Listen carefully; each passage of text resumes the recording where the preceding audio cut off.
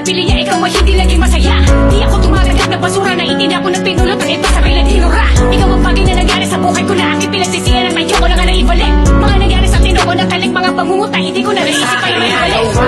Bigla mo kong niloko, hindi mo ba naisip? Hanggang huli ikaw talo, ikaw ang babae, lahat binigay ko, di ka na kontento.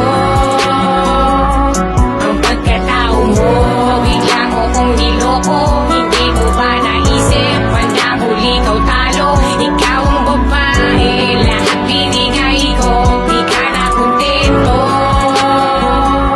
Ang pagkatao mo, simula sa araw na to, aking kang ipapanalangin na sana di mangyari sa'yo lahat ng gawa mo sa akin. Kahit gano'ng kasama alaala na lumipas ating dalawa, ayoko maranasan mo.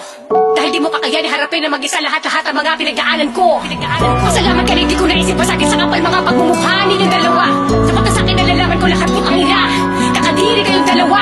Kilubos ang akalain sa katulad mo ako, dadako at sa ulo ay magpapaibot. Labis na pangangati at sa iba dumuna ko, di sakit sa kama na magpaalikot.